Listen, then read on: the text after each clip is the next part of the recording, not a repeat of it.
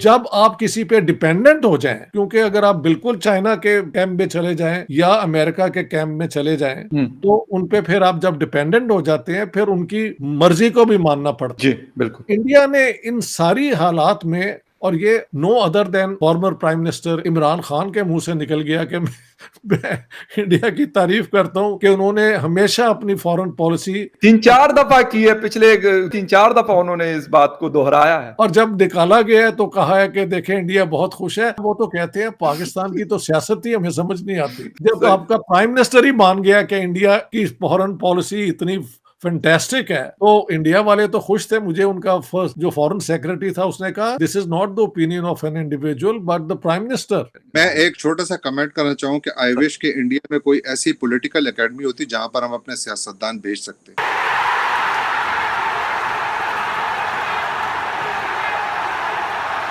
देखें, हमेशा के लिए सियासत के लिए दो चीजें चाहिए, अकदार और किरदार। नजरिया बाद में आता है। पहली चीज अकदार, किरदार। किरदार आपका डीएनए में है, अकदार आप सीखते हैं। हमारी जो सियासी नर्सरीज हैं, जिनको हम पार्लियामेंट का हिस्सा समझते हैं, जो सियासी पार्टियां हैं, आपका क्या ख्याल है कि इनमें कितनी जमहूरी है? ये तो खानदानी रियासतें हैं। तो मैं चाहूंगा कि आई विश के इंडिया में कोई ऐसी सियासी एकेडमी होती कि हम ओवरसीज पाकिस्तानी मिलकर पैसा जमा करते हैं कि यार सियासतदानों को क्रैश कोर्स करा दो कि अपनी इज्जत कायम करने और मुल्क की इज्जत को कायम रखने के लिए क्या चाहिए होता है, किस लेवल की वो क्या कहते हैं गैरत चाहिए होती है। तो वो कुछ इंडिया से जाके सीख लें, चले जाएं, उनको बाकायदा क्रैश कोर्सेज कराएं। जबरदस्त। और मेरी हमेशा से ये पॉइंट ऑफ व्यू रहा है कि इंडियंस के साथ आप जो मर्जी कह लें but they are loyal to the soil जहां पे वो रहते हैं। यहाँ पे सेकंड जनरेशन इंडियन अमेरिकन जो हैं वो इतना पावर में पेनिट्रेट कर चुके हैं कि आपकी सोचों से भी ज्यादा। मैं हमेशा ये कहता हूँ कि इस यहूदी लॉबी के बाद अगर वाशिंगटन डीसी में दूसरी लॉबी स्ट्रॉन्ग है तो वो इंडियन अमेरिकन डायस्पोरा है। इंडिया में देख लें तो एक महीने में जो है वो 4-4, 6-6 जो यूनिकॉर्न्स जो हैं वो आ रही हैं। अमेरिका और चाइना के बाद एक वहां पे माहौल जो बन रहा है कि सबसे ज्यादा जो यूनिकॉर्न्स हैं वो इंडिया के अंदर है। तो जो वेंचर कैपिटलिस्ट हैं they are putting money in India. The venture capitalists are not putting money in Pakistan. Why? What is the reason behind this? Bharat की सब सुनते हैं और ये बड़ी एक ओपन सीक्रेट है कि भारत की बात सारे कंट्रीज, पूरी दुनिया की कंट्रीज इसलिए सुनती हैं कि भारत पैसे रखता है, भारत के पास पैसा है, उनको भारत से बिजनेस मिलता है।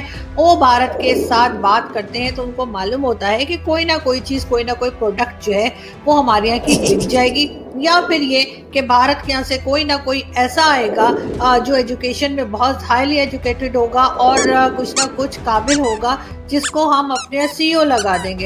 हमारे यहाँ तो काबिलियत नाम की कोई चीज़ फिलहाल तो हमें नज़र आई नहीं है। ये जो दुनिया जिस आईटी की तरफ एक नया इनकलाब जो जिस तरफ दुनिया जा रही है, लेकिन हम पीछे रह गए। और हमारा मुल्क, हमारा जो हमसाया हिंदुस्तान, उसने 15-20 साल पहले हमारे से आईटी के अंदर आया और आज उनकी मेरे ख्याल में गालिबन $150 अरब की उनकी एक्सपोर्ट्स हैं, जबकि हमने हालांकि 70% इम्प्रूव भी किया, लेकिन अभी भी $2 अरब की हमारी एक्सपोर्ट्स हैं। बदकिस्मती से हमने अपने मुल्क में कभी जोर दिया ही नहीं एक्सपोर्ट्स के ऊपर। इंडिया ने अपने स्टैंड जितने भी लिए हैं अपने आप को इंडिपेंडेंट रख के लिए है ना। अब देखिए उनके फॉरेन मिनिस्टर ने उन्हें कहा है कि जितना तेल आप एक दिन में या उनसे गैस लेते हैं रशियन से, वो हम एक महीने में ले रहे हैं, तो पहले अपने आप को तो ठीक करो। वो मुंह तोड़ जवाब इस तरह दे रहे हैं, बिल्कुल ये नहीं कि मेरे खिलाफ कंस्पिरेसी हो गई है, ये हो गया, वो हो गया। और इंडिया की पोजीशन एक और भी तो है ना, पाकिस्तान कभी रिलायबल नहीं था फॉर द अमेरिकन। इंडिया ने एक बहुत अच्छी मिसालें कायम की हैं। इंडिया ने दुनिया में जीने का तरीका दिखाया है। वो रूस के साथ भी चल रहे हैं, चाइना के साथ भी चल रहे हैं। चाइना के $100 अरब का उनका बिजनेस आपस का ट्रेड है। अमेरिका के साथ भी चल रहे हैं, पूरी दुनिया के साथ चल रहे हैं और हर जगह सर उठा के चलते हैं। यानी उनकी जो कन्विक्शंस हैं, जो पॉलिसीज हैं, उनके मुताबिक वो सर उठा के चलते हैं। हमारे यहाँ ये जी हुजूर वाले जो बैठे हुए कंप्रोमाइज्ड पॉलिटिकल प्रोस्टिट्यूट्स, सारे नहीं लेकिन कुछ हैं, they are political prostitutes. Pakistan में तासर दिया जाता है कि पाकिस्तान को हमेशा कंपेयर किया जाता है भारत के साथ। ये बिल्कुल ज्यादती होगी। उसकी वजह ये है भारत कस्टमर है, आप फकीर हैं, आप मांगते हैं वो चीजें, वो पार्टनर है, आप पैसे मांगते हैं। आपके रिलेशनशिप, आप किसी मुल्क के साथ रिलेशनशिप को रिलेशनशिप नहीं समझते जब तक वो डॉलर ना दे। तो असल में ये एक इंडिया के साथ, भारत के साथ अपने आप को कंपेयर आप तब करें जब आप कर्जे लेना बंद करें। हाँ, ये भारत के साथ ये जरूर कंपेयर करें कि उनका करप्शन इंडेक्स में नंबर 85 है, साइज में आपसे 6 गुना ज्यादा बड़े हैं। स्विट्जरलैंड के अंदर करप्शन का पैसा आपसे निस्बतन कम है उनका, वहां पे उससे कंपेयर करें आप उनके साथ कंपेयर करते हैं कि दुनिया के साथ रिलेशनशिप किस तरह है, तो वो लोगों से त्यारे लेते हैं, लोगों के साथ कस्टमर डील, उनके साथ उनकी ट्रेड रिलेशनशिप है, खराज मांगने नहीं जाते। आप जहां जाते हैं खराज मांगते हैं, पैसे मांगते हैं। एक इंडिया ही है, लकीली आपके बाजू में एक मुल्क है जो कि इकोनॉमिकली खुद इतना स्ट्रांग है कि उसका स्पिल ओवर इफेक्ट आप ले सकते थे एज ए ट्रेड। बिल्कुल। लेकिन वो आपने रास्ता खुद बंद किया मुंबई अटैक के बाद, उसके बाद उन्होंने दोबारा धोखा नहीं खाया आज तक। या देखिए, इंडिया ने एक एनवायरनमेंट जनरेट कर लिया, अब वो देखिए सारी दुनिया का रुझान ही इधर है। मैं अगर देखूं, मैं आपको बता सकता हूं कि इस तरह के ब्रांड्स हैं कि कभी हमने नाम भी नहीं सुने पाकिस्तान में, जो ब्रांड्स फॉर एग्जांपल इंडिया में। और काफी आपके टॉप एंकर्स भी बोलते हैं कि साहब, इंडिया में इलेक्शन में सबसे बड़ा जिसने पाकिस्तान को गाली दी थी वो इलेक्शन जीत जाता है। ऐसा पाकिस्तान में अक्सर टेलीविजन एंकर्स बोलते हैं। आपको पता है पिछले साल इंडिया का total export crossed 650 billion US dollars, जिसमें 400 बिलियन नॉन आईटी था। 650 बिलियन डॉलर्स, जो कि कह रहे हैं कि 4-5 साल में it will cross $1 trillion per year. $1 trillion per year. ये पाकिस्तान को गाली देके इंडिया ने $650 अरब का एक्सपोर्ट कर दिया, बस पाकिस्तान को गाली दे देके।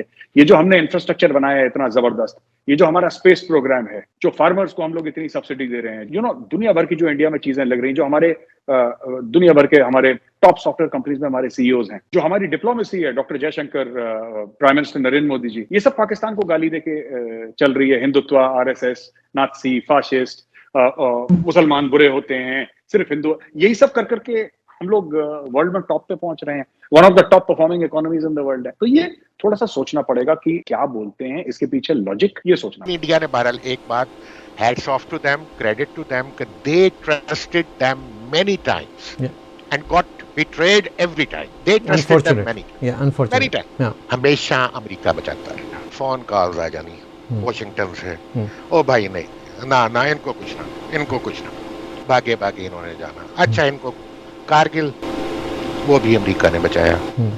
ठीक है, क्लिंटन ने वाजपेयी से बात की तब, वरना उस वक्त भी इंडियन आर्मी शायद इस मूड में थी कि एक और फ्रंट खोलती।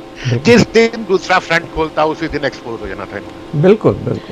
यानी एक दफा नहीं, 20 दफा किया। We are lucky to have Prime Minister Modi leading the nation. Hindi में एक शब्द युग पुरुष, एक पूरे युग में कभी कभी कोई ऐसा पैदा होता है जो, देखिए दीन दुनिया तो चलती रहती है, ये निर्मोही टाइप के लोग हैं, जैसे दरवेश टाइप के होते हैं ना, जो मोदी जी का एक 2 बेडरूम का फ्लैट है अहमदाबाद में, कल अगर प्रधानमंत्री रहे अपना झोला वाला बांध के चले जाएंगे। वो तोशाखाना की चीजें भी छोड़कर आ गए थे ना, उनको कोई मतलब नहीं है। ये हमारे जो यूपी के जो चीफ मिनिस्टर हैं योगी आदित्यनाथ जी, ये भी ऐसे ही हैं, ये दरवेश टाइप के लोग। मैं आपको बताता हूँ, इन्होंने इंडिया को जिस लेवल पे पहुंचा दिया है डिप्लोमेसी के नाम पे, डॉक्टर जयशंकर जबरदस्त। पाकिस्तानी में टीवी देखता रहता हूँ, ये लोग जैसे बात करते हैं ना कि हमारी डिप्लोमेसी इंडिया जैसी क्यों नहीं है। जयशंकर साहब इज टोटली कमिटेड। उनका अपना जहाज है, अपना क्रू है, वो उड़ते रहते हैं, जाते रहते हैं, इंडिया के लिए सेवाएं अपनी देते रहते हैं। He is a career diplomat. पहली चीज मुल्क के लिए मोहब्बत है, वो जो जज्बा है दिल में कि this is my country. I am sorry to say, ये आप मैच नहीं कर सकते। मैं बता रहा हूं आपको, ये मैच नहीं कर सकते। दीज पीपल अक्रॉस आपके यहाँ ना, they are to involve in their own families. हमारा खानदान, मेरा बेटा, मेरा चाचा, मेरा ताया, इनका कोई है नहीं यहाँ पे इंडिया में, इनका कोई नहीं है। योगी आदित्यनाथ अपने खुद के घर में गए थे भिक्षा मांगने के लिए। जस्ट इमेजिन कि उनके मदर के दिल में क्या, कि मेरा बेटे का क्या हाल है। तो ये लोग दरवेश टाइप के लोग हैं। इनको, इनकी जो कमिटमेंट है ना, ये मोदी जी को तो इंसोम्निया हो रहा है, मुझे शक है कि नींद वींद नहीं आती इनको, 2, 2.5, 3 घंटे सोते होंगे दिन में। ये इनका हर समय सिस्टम ऑन रहता है,